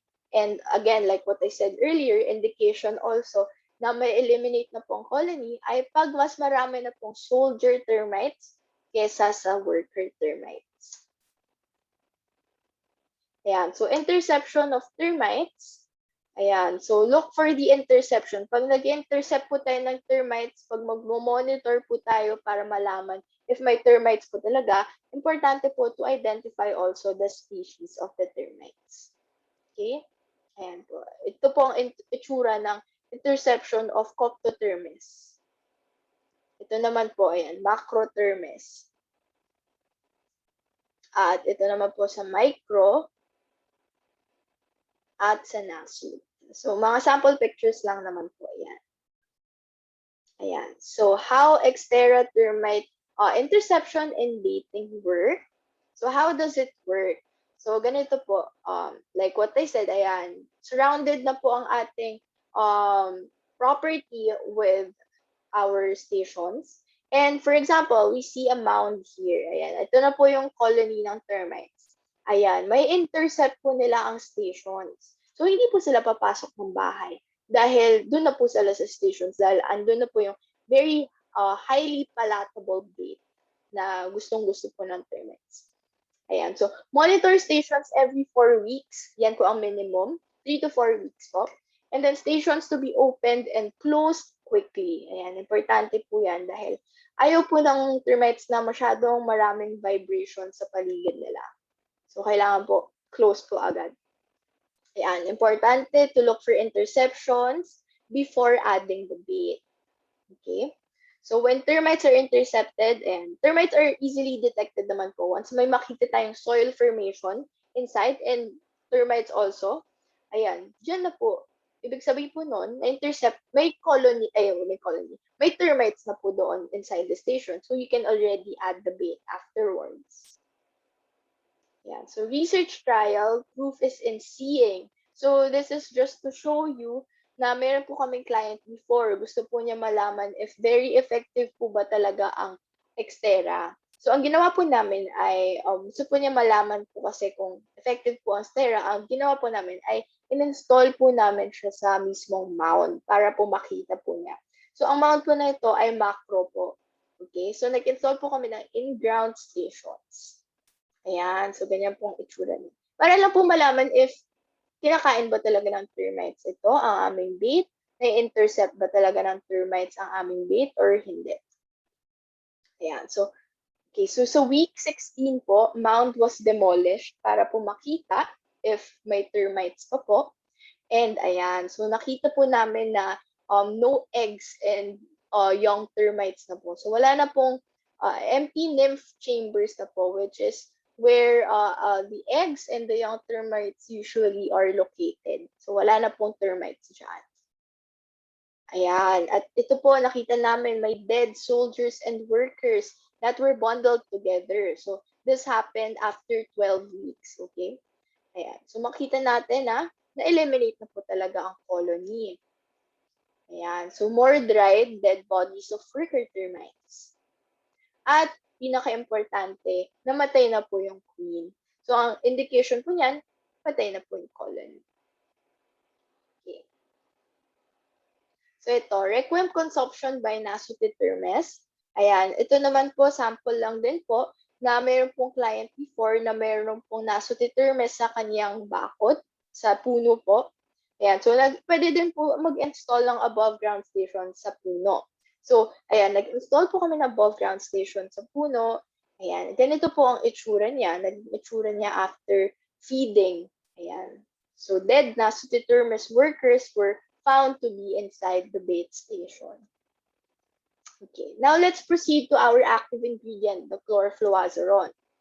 Ayan, so this is the most potent IGR. So, ito ang active ingredient natin. So, ito po ang iba mga active ingredients ng competitors used all around the world. But for us, we use chlorofluazeron. This is our active ingredient. Okay? And then for the colony elimination sequence, paano po ba natin malalaman kung na-eliminate na po ba natin ang colony? So, ito po ang sequence para po malaman na unti-unti na na-eliminate ang colony. So, first, would be the consumption of bait. Second, physiological changes. Ayan, may pigmented bodies na. Behavioral changes, sluggish na ang termites. Mabagal na po sila. Changes to termite cast ratios. Ayan, mas marami na po ang soldiers. Reduced number, fewer termites already. And growth of fungal hyphae. Meron na pong growth of fungal hyphae. And sometimes, meron din pong presence of sophids or yung mga book lice, at wala na din pong termites. Ayan. So, papakita ko lang po yung itsura kung paano po malaman na na-eliminate na po natin ang colony. So, ito po, pagdating sa consumption of bait, may reduction na po of the bait. So, ayan, parang 50% of the bait wala na po. So, doon po natin malalaman ito before at after. Ayan. Ito naman po sa physiological changes. So if you look closely, this is the before picture of the termites. At kapag pigmented bodies na po sila or may physiological changes, nag-take effect na po ang bait sa kanila, ayan, nagkakaroon na sila ng pigmentation. So may pigmentation na sa kanilang bodies hanggang sa mag-blacken na yung buong body nila. At indication na yun na patay na yung termites po. Ayan, so behavioral changes, like what I said earlier, ang mga termites, di ba, makukulit sila, mabilis po sila mag-crawl. Ito, sluggish na sila, meaning they only stay at one place or hindi na po sila masyadong gumagalaw. Ayan, indication na din po yan na ma-eliminate na po ang colony. And then changes to termite cast ratios. So there will be more soldiers. Ayan. So like what I said, it is an indication already na ma-eliminate po ang colony pag mas marami na po ang soldiers kesa sa workers. Ayan. So reduced numbers, syempre po, fewer termites na po ang makikita natin. Ayan. At presence of SOCIDs, minsan po. So, indication din po ito actually na ma-eliminate na po ang colony. SOCIDs po para po siyang mga book lice. At no more termites, of course. After some time, wala na po tayong makikitang termites sa ating stations. Pwede na po natin tanggalin ang stations and clean them properly by washing them with water. So, wag po, yung mga stations po na ito, pwede po ito magamit in the future. So, wag po natin to sasabunan once we clean it just with water. Kasi po pag yung sinasabunan po natin, pwede po magkaroon ng mga residue of yung mga chemicals po. Eh, ayaw po talaga ng termites yung mga ganun. So, just with water. Ayan. And then, duration of eliminating a termite colony. Gaano po ba katagal bago po ma-eliminate ang isang colony? So, ayan. So, ito po, the time will depend on the following. Number 1 would be the species of the termite. Siyempre po, may iba pong termite species na napakatagal po talaga ma-eliminate. Like nasut. Mahirap pong i-control ang nasut or ma-eliminate ang colony ng nasut. Okay, and then the typical age and size of the colony. Siyempre po, mas marami po or mas malaki po ang mound or ang colony ng isang termite, mas mahirap din po talaga siyang i-eliminate. And of course, the amount of reclam consumption. Ayan, just to show you, ang lower termites, 3 to 12 weeks po bago po ma-eliminate. And then the higher termites, 6 to 16 weeks po before ma-eliminate. So, kasama po sa lower termites ang Coptotermes. And then for higher termites, ayan po yung mga garden attacking species natin, yung micro, macro, at nasut po. Okay, so ito naman po, just to show you one of our clients also before. This is very unusual, pero possible po siya. So, ayan, sa boat, may nakita pong termite infestation inside the boat. So, we installed above ground stations there. Okay, you can also install above ground stations. Ayan, so ayan po, makikita natin. O, diba po, meron po talaga dyang activity of termites. So, active po ang termites dito. Then, ito po ang ginawa namin. Nag-install po kami ng above ground station. Okay, so Xterra has 2 registered competitors in the Philippines, but we have the biggest in-ground station among all the baiting stations here in the Philippines.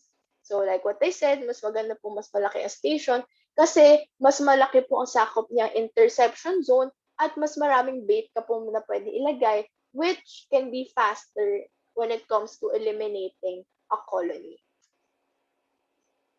So Xterra, we are the only company that uses focused termite attractant, which can be very helpful po pagdating sa pag-intercept ng termites dahil gustong-gusto po ng termites ang focus attractant namin kasi parang candy po nila yan. So, may intercept po talaga ng termites ang ating stations when there is focus attractant. So, ang other baiting systems, wala po silang ganito. And Xterra eliminates all 4 species of pest termites in the Philippines. So, we ensure or we assure our clients that our product, Xterra, can eliminate all 4 species, kahit nasut pa po na napakahirap i-eliminate. So, nasut, micro, macro, and copto, we can eliminate all these. Ayan. So, baiting systems have shown complete colony elimination in both higher and lower termite groups. So, ayan, like what I mentioned earlier. So, ayan. Higher group, macro, micro, at nasut. Tapos po sa lower group naman po ay ang copto. Ayan. So, just a trivia lang po. Higher group po, termites or fungus feeder. So, Yan, yung mga termites po that are part of the higher group like nasut, micro at macro, sila po ay fungus feeders and they use wood to make fungus combs. So once the fungus grows, they can eat the fungus. Ano lang po yan, trivia. Tapos ito din po, trivia lang po, ang lower group naman po na Copto, so they have protozoans in their midgut or yung stomach nila, which can easily break down cellulose for digestion. Ayan. So, ito naman po, para lang po makita ninyo, sa pag-eliminate po ng termite colony, these are just some of the countries and universities or research centers ayan, to show that all termite species encountered were eliminated. Okay. Ayan. So, Vietnam, Thailand, Malaysia, etc. May mga studies po sila dyan. And if you want a copy or proof lang po, you can easily ask us. Ayan. So, thank you so much po sa pakikinig sa ating presentation and training. If you have other questions or concerns po about our other products, you can visit our website. And also, you can email us anytime. So, pwede niyo po email si Miss Fing or pwede niyo din po ako i-email. I can give you my number, my mobile number, and my email address po sa chat box. Ayan. Thank you po. Ma'am Katrina, meron lang ako question. Meron na Yes, po bang instances na like above the ground po tayo tapos na-determine na yung species pero hindi siya kumain doon sa bait? Sorry ulit po. Nakapag-install kunyari ng above the ground po tayo ng bait. Pero na-determine din naman na yung anay pero hindi siya kumain doon sa bait. Anong magiging option doon or So pagdating po sa ganyan po, kailangan po natin i-check kung paano po ba talaga yung ginawang process na what do you call this, sa pag-install ng bait. At sa bait preparation, actually po yung bait preparation, very crucial po yan. Like what I said earlier po, may mga ganyan na din po kaming clients, no, na hindi po kumain kunyari ang anay sa bait. Pag ganun po, binabalikan po namin, tinatanong po namin, paano po ba yung ginawa nyo, procedure, ganyan. At doon po namin nakita, ay, mali po ito. Yung technician po, mali po yung nagawa. Okay. Kunyari, nag-smoke po si kuya, o hindi nag-gloves, ganyan. So, kailangan po talaga natin tignan. At marami po kaming naging clients before gumamit ng tap water. Hindi po talaga nila nasunod yung protocol pagdating sa bait preparation. So, i-guide naman po namin kayo. Pagdating po sa ganyan, kailangan po talaga natin ulitin ng tama with our guidance po. Okay po. Thank you po. Thank you. Hello, Ma'am Kat. Hello po. Ma'am, may tanong lang po ako. Yes po. Halimbawa po, Ma'am, yung hindi po na nakain na bait, pwede ba nating i-transfer sa ibang station yon o hindi po? Hindi po nakain na bait sa above ground po or Opo, above ground, Ma'am. kapag po ganun, hindi po pwede i-transfer. Kailangan po talaga na makain po talaga siya muna ng anay. For example, Wala po talagang kumain. Opo, wala pong kumain. Pag wala Pwede din po yun. pag wala po talaga kumain, pwede naman po yun i-transfer. Pero kunyari po na may konti pong termites na nandun, hindi po pwede i-transfer yung bait to another station. Okay? Pero pag wala po talaga termites doon sa sa bait po na nakita, yan, pwede po natin siya i-transfer. Pero like what I said po, pag ganun po kasi yung case, baka po kasi may problema sa bait preparation. So, baka po pag tin-transfer niyo po yung bait sa ibang station, hindi din po kakain. Kasi nga po, ang problema ay nandun sa bait na pinrepare. Ayun po. Okay. Thank you, Ma'am. Thank you po. Ayan. Pag naman po, pagdating sa prices at sa si Miss Ving na po ang kailangan yung makipag-coordinate. Ayan, ilalagay ko po sa chat box yung email ko din po para po. Ma'am Kat, may isa Yes pa po. po. Apo. Ma'am, yung sa station natin, ma'am, at saka sa above ground at saka sa in ground, paano po natin malalaman kung ilan pong bait ang pwede nating ilagay? Kailangan po ba tinatansya na lang po natin kung hanggang saan mapuno ang... Yes po. Yes, tinatansya lang po talaga natin yon. Pagdating po sa in-ground, in-concrete at above-ground station, naglalagay po tayo ng bait. Pero po, make sure po na hindi punong-puno ang bait. Hindi po punong-puno. Okay? Usually po, dun po sa station namin ay 100 grams po ng bait sa above ground. Usually po, Opo. Kaya lang po kasi, yes po. Ayan. Okay. Sa in-ground, ganun din po, ma'am, o depende na rin, ma'am? Depende po yung sa in-ground. Mas malaki po kasi ang in-ground po namin. Okay. At based din po yan sa consistency po ng bait na magagawa nyo po. Basta po make sure hindi po dry bait at hindi po sobrang wet naman ng bait. Yung parang mashed potato lang po ang consistency po niya. So, lahat po ng clients po namin ay tinatansya lang po talaga yung ano. Okay, ma'am. Thank you, ma'am. Ma'am, Thank you isa po. pa po. Yes po. Opo. Once po na nilagay na natin ang above ground or in-ground bait, may possible ba if ever na nagalaw po natin to for the time of inspection, Mhm. madidisturb ba? O yun na nga po yung sabi nyo na kailangan sandali lang and then i-close natin agad. Kung ma-expose po yun ng matagal, ang tendency po ba nun, hindi na sila babalik? Paano po ma-expose po ng matagal? Nabukas po na nagalaw natin pero nagalaw natin po sa for Yes. monitoring. Yes, okay. So pagdating po sa monitoring, kunyari po ang technicians po natin ay binuksan po syempre ang station. Okay lang naman po na expose po yun for quite some time. Pero kailangan din po ibalik agad yung cover. So kunyari po, naiwan po natin syempre mga kunyari 15 minutes or 30 minutes. May possibility na hindi na po pumunta doon ang termites. At ayan, yun po. Yes, ma'am. Bale, So, ma'am, crucial.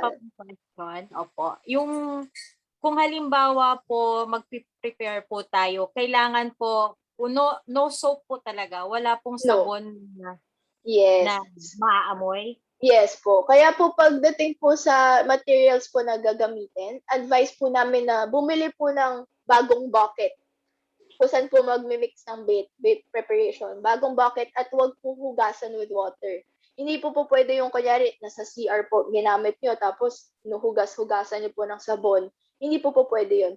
At saka po once huhugasan na po natin siya after the bait preparation, water lang po talaga ang panghugas.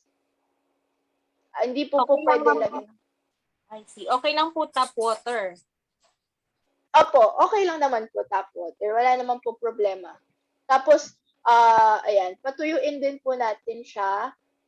Advisable din po sa under the sun kapag papatuyuin ang ating bucket. Para din po yung ibang mga bacteria or mga virus, mga microbes, ayan, mamamatay din po dahil mainit. Pero wag po masyadong matagal ang exposure din po sa sun. Okay. Ma'am, about sa bait natin, for example, mag-aano na ma'am ako, magsa-site na po ako ng sample ng perimeter, ma'am, for example. 100 po yung total perimeter area. So bale po ang bait na titimplahin natin sa bucket, mga ilan po for kung may infestation, time ng monitoring natin is mga 5 station, mga ganun po. Mga 5 station po. Of in-ground po, no? Opo. Yes. Okay. So pag mga yan, siguro mga nasa 150 to 200 grams po per station. 100 grams. Yeah. Yes, per station. Pero ano na po yun ha? Ano na po yun? Mixture na po yun with water. Yes, ma'am, kasi sunod kong tanong may kasi doon, ma'am. If ever kasi ma'am may sumobra, na mix natin with distilled water, Ayun. anong mangyayari doon, ma'am? Pwede ba natin yung magamit Yun. pa or na-expired o Opo, yun po yung crucial doon. Kapag po nakapag-prepare na po ng bait at may sumobra, kailangan po gamitin agad din yun. Hindi po pwede natin siya i-store. Kasi may effect din po yun. Baka hindi na po kainin ng termites once ginamit po after i-store for quite some time. So, pagdating po, ang ina-advise po namin sa clients po namin ay unti-unti po mag-prepare ng bait. Huwag po yung mas dali pong magdagdag kaysa magbawas. At pagdating po dun sa kung gaano kadami pong bait, yung mismong powder po ang gagamitin. Pwede po namin kayo i-update po kung gaano po kadami ang kailangan na ilagay na powder. Kasi po, nagdedepende din po yan per batch ng requiem na dumarating po dito sa Pilipinas eh. Kasi ang bait naman po namin, ang cellulose na ginagamit, galing po sa iba't ibang species ng puno. So, minsan po may iba na kapag ginamit nyo, magiging fluffy. So, syempre po, mapupuno agad ang station. May iba naman po na flat lang ang consistency po niya. So, depende din po kasi yan sa cellulose na ginagamit namin. So, per batch po na ginagamit namin requiem, ay tinetest po namin yan kung gaano kadami po ba talaga ang nagagawa po sa isang above ground at in-ground station.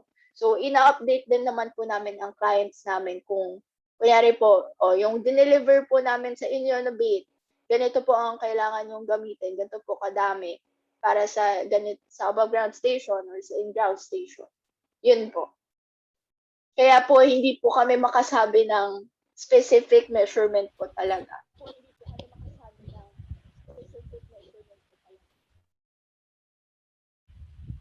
Hello, ma'am. Yes po. Hello, ma'am. Hello po. Opo. Kasi yung client namin, yung client po kasi namin, hinahanapan po kami ng Certificate of Product Registration. Okay po. Wala pong problema po doon. Pwede niyo pong email si Miss Bing at accommodate po niya kayo agad. Siya po kasi may hawak ng mga documents po pagdating sa products. So, kaya naman po namin mag-provide po Sige po, ma'am. para po sa client. Opo, ma'am. Tapos, ma'am, di ba sabi nyo, 3 weeks time yung pag-monitor? Yes po.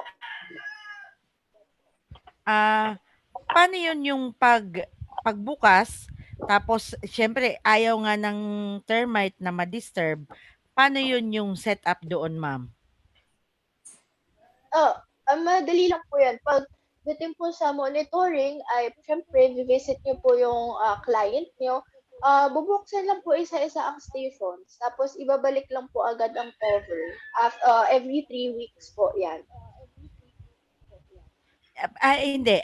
Ibig sabihin, yes po, bubuksan. Pero, anong gagawin doon? After ma-monitor mo, makita mo na positive, tapos may pagkain pa, ano yung gagawin doon, ma'am?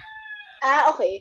Pag may pagkain po, ayan, hahayaan nyo lang po na andun po. Pero kapag kunyari po, nauubos na po, pwede na po tayo mag-refill ng bait.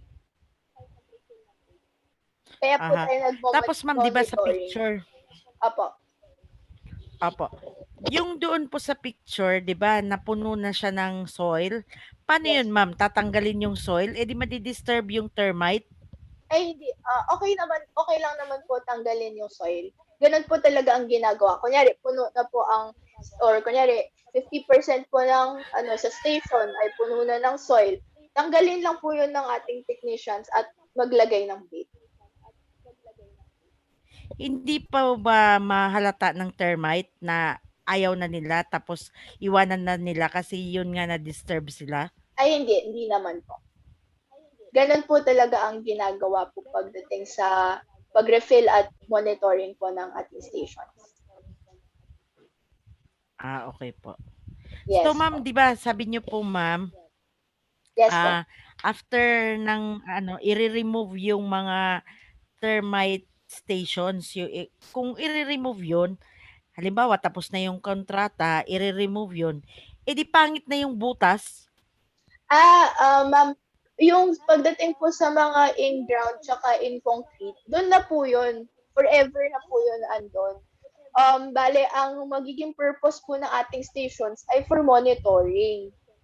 Kaya po nagre-renew din po ang ating clients ng contract sa mga PCO para po sa monitoring. So, kunyari po, na-eliminate na po ang colony sa in-ground station.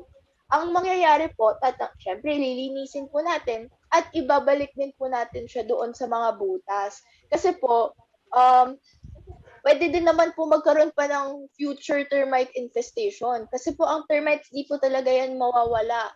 Andyan po yan. Hindi po talaga natin makokontrol na wala pong termites sa paligid or whatsoever. So in the future, after a few years, pwede pa rin po magkaroon ng termite infestation. Kaya ang stations, doon lang po talaga. So forever na po ang stations doon. So, yes po. So ibig Actually, sabihin, pag sa yes po. ibig sabihin, ma'am, yung pag-ano namin ng kontrata, kasama na yun ng mga stations na ilalagay sa kanila na yun pag-aari. Yes. Yes po. Binayaran na po nila yun, bale. Sa kanila na po yun. Opo. Paano po yung pag-ano namin dito set up sa per ano, kasi ang sabi ni Miss Bing, per linear meter daw. Ano ba ang diferensya sa linear meter sa square meter? Kasi ngayon lang narinig namin yung linear meter. Paano ba yung pagsukat ng linear meter? Actually po, pagdating po sa ganyan po, sa mga pagdating sa specifications po lang, kunyari, mga linear meter at sa pricing po, si Miss Bing po talaga ang mas may alam po sa ganyan. Kasi honestly po, parang labas na po ako pagdating sa pag-measure po ng mga linear meter po. So, pwede niyo po tanong si Miss Bing po dyan. At tapos Okay po, po, ma'am, ma'am. para Okay. po din po pala ma-clarify po kanina, tinanong niyo po pala yung pag-cover po ng stations at pag-refill po ng stations. Baka po ma-disturb ang Yes, ma'am. termites. Yes po, pag ano po, Opo. ang ibig sabihin lang po nun ay, kunyari po, binuksan po natin ang station, tinanggal po natin yung soil po, tapos di ba po magre-refill po tayo. Hindi po pwede na bubuksan natin, tapos tatanggalin natin, tapos magpe-prepare tayo ng bait. Kailangan po, naka-prepare na po yung bait natin. Para po pagtanggal ng ating soil, lagay agad ng bait, tapos cover po. Ganon po. Okay. Yes po. Opo. Kasi yung fear ko kasi pag ibuksan, tapos ang tendency hindi na nila babalikan yun kasi naamoy nila na mayroon tao na naglagay. Ay, hindi naman po. Kasi ang bait naman po namin, like what I said po, very highly palatable naman po yan sa termites. So, once nakakain na po sila ng bait, ayaw na po nila kumain ng iba pa. Ano lang po. Yes. Okay. Yes po. Okay po, ma'am. Tapos po pala, ma'am, 'di ba may Yes po. nakita akong picture ng drill? Yung Opo. drill sa concrete, Opo. available ba yun? Pwede kaming bumili diyan sa inyo, ma'am? Actually, hindi po kami nagbebenta nun, ma'am eh. Ang si Miss Ving po, alam po niya kung saan po nakakabili ng mga driller. Ayan. Tapos, doon po niya ina-advise ng Okay. clients natin kung saan po bibili ng driller. Opo, kasi medyo nakita ko siya, malaki siya na drill, hindi siya yung Opo. kagaya na drill na hand drill. Yes po. Ano lang po yun, ginagamit lang po yun sa in-concrete. Pero kung ano naman po, sa soil po tayo maglalagay, kahit normal lang po na hukay or mga ano lang, panghukay lang po, pwede na po yun gawin. Hindi naman po kailangan ng driller Okay. po Yes, para ma'am, sa kasi in-ground. opo, Opo. kasi maano naman, soft naman yung soil. Opo. Yes po. Yes po.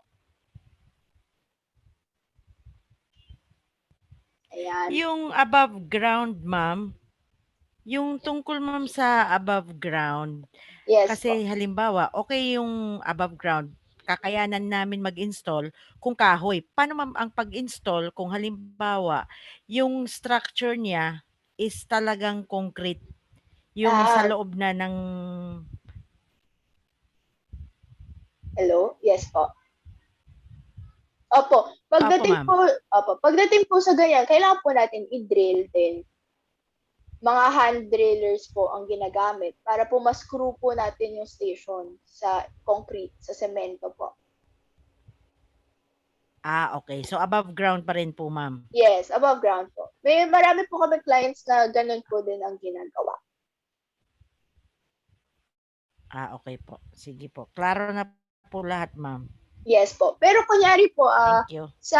kunyari lang po sa tiles po, no? Ang above ground, sa flooring naman po nilalagay, hindi naman po talaga sa wall. Hindi na po natin kailangan mag-drill. Secure na lang po natin siya with tapes. Hindi na po tayo magde-drill. So, kunyari, ayan, ito po, flooring. Ayan, so maglalagay po tayo ng station dito. Ang gagawin po natin, pagkalagay po ng station, isi-secure lang po natin siya ng tape, electrical tape or duct tape. Ganun po ang ginagawa namin. Tapos, saka po tayo maglalagay ng bait. Tapos yung cover po, yun. Pagkalagay ng cover, yun na po yung isi-screw natin. Opo. Tapos ma'am, 'di ba sabi niyo, lalagyan ng tape na do not disturb. Apo, signage po. Apo.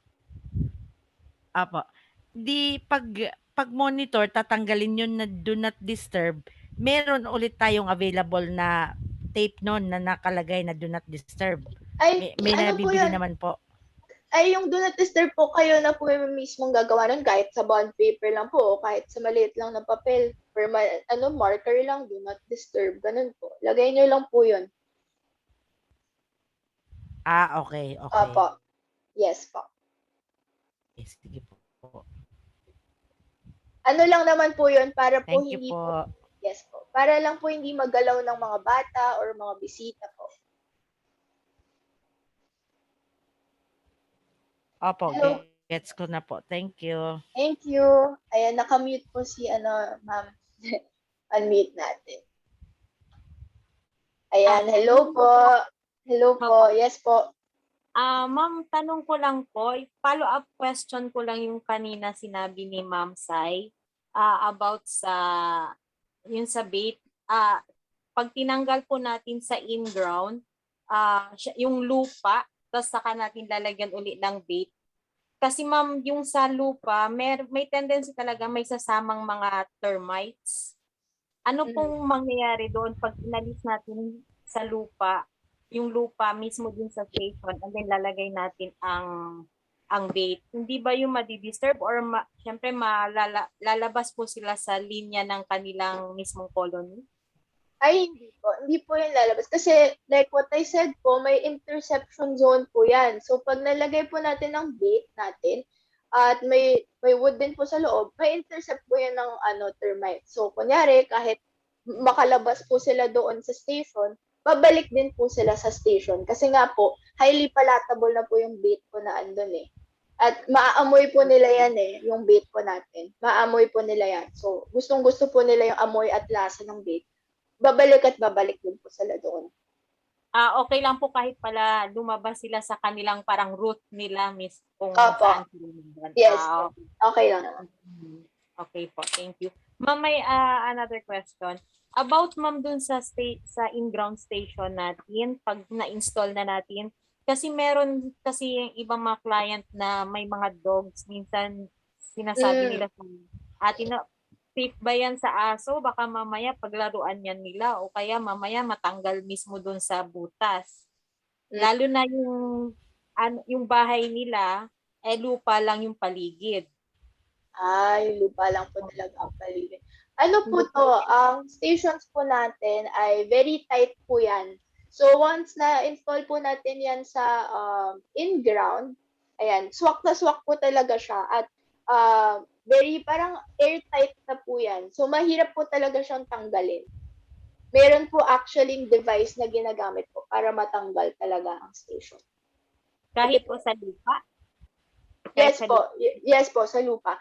And this is just to assure you din po na if ever po, kunyari po, if ever lang po talaga na magalaw po ng aso, very safe po yan. So, like what I said earlier, ang bait po natin ay specific sa insect. So kahit makain po yun ng aso, makain ng tao, hindi po mamamatay ang tao or ang aso or kahit ano pong animals. So yan po ang ina-assure po namin sa clients namin. Actually, sa mga product demo po, may isa po kaming boss na Australiano. Ang ginawa po niya, kinain po talaga niya yung bait sa harapan ng clients para ipakita na safe po siya. Yes. Okay. Thank you, ma'am. Ma'am, yung sa another question, yung Yes sa po. ano natin, about sa termites, paano po nata-transfer ang bait natin through workers papunta sa queen? Paano po ang pagdala nila? Yes. Ang termites, parang din po yung langgam. Di ba po ang langgam nakikita po natin, nagpapasapahan sila ng pagkain po. Di ba? Ganon din po ang termites. So, meron po silang actually ang term ay trypholaxis pagdating sa scientific term. Trypholaxis yan po ang term na ginagamit po para po sabihin na pinapasa po ng termites ang pagkain. So, ginagamit nila ang kanilang mga mandibles at ang tails po nila, ang abdomen po nila para magpasa po ng pagkain sa iba po. So, mga nestmates po nila, papasahan po nila. Imagine nyo na lang po parang langgam po. Di ba, may nakikita po tayong mga entrails kung paano po sila magpasa-pasa ng pagkain. Ganon din po ang termites. So, hanggang sa madala po nila yan sa colony nila, sa queen po. Okay. Thank you, ma'am. Thank you po. Ma'am, mga question ko po regarding sa kung meron tayong direct kill. Kasi di ba, ang ginagamit natin sabihin, tapos ako sa Xerox, sa lang ako sa GPC. Yes Kasi po. yung mga German kakusis natin, minsan ma'am, syempre, pagka display natin sila, lalo na pa odorless, hindi ka agad direct kill. Apo. Meron po ba tayo na product na direct kill kagad? Na direct kill po. Wala po. Puro po talaga kami, residual. Opo. Para din po kasi yan, ma-ensure po natin na madadala po niya yan sa colony. Ang Xterra po kasi at ang company po namin, more of colony elimination po kami. So, syempre po, pag direct kill, kung ano lang po yung present po dun sa surface or sa area na yon na termites, yun lang din po yung mamamatay. Ay ma'am, sorry ma'am Katrina. About sa about sa German GPC po. Yung sinasabi ko. Sa GPC po. Yes po. Yung direct kill po. Hello, Opo. sorry. Meron po tayong product na direct kill para sa mga GPC natin. Kasi yung Max Store, medyo slow siya, di ba? Odorless siya, tapos water-based. Medyo slow siya, pero alam ko naman gumagana siya. Pero meron po ba tayong direct kill kagad sa atin, GPC? Opo. More of pa rin po kami pagdating sa chemical, mga residual po. Meron po kami direct kill po ay pag sa mosquito, sa flying insects po. Sa cockroaches po? Wala po. More of po talaga, residual po. Okay. Noted po, Ma'am Kat. Thank you Ma'am, po. nag-PM po yata ako sa inyo. Tanong po sa inyo. Pwede po yan? Sorry po, ano po? May direct message po ako sa inyo sa chat box. Ayan po. Okay po, wait. Sorry. Is it possible po? Ito po, nababasa ko po.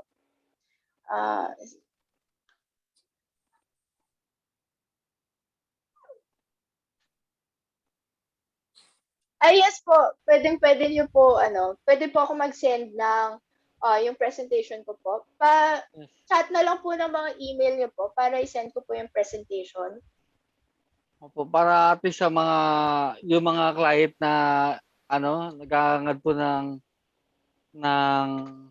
baiting station o kaya station na talaga Yes komplikado. Minsan po, syempre mga high-end na mga clients. Opo. Ayan, pagdating naman po sa ganyan, hands-on naman po kami. Pwede po namin kayo tulungan sa mga questions or concerns. Ayan po. Sige, na lang po, pasend na lang din po ng iba yung email. Si Ma'am Sai po, tsaka si Mama. Yan, sa chat box. Bago po tayo mag-end.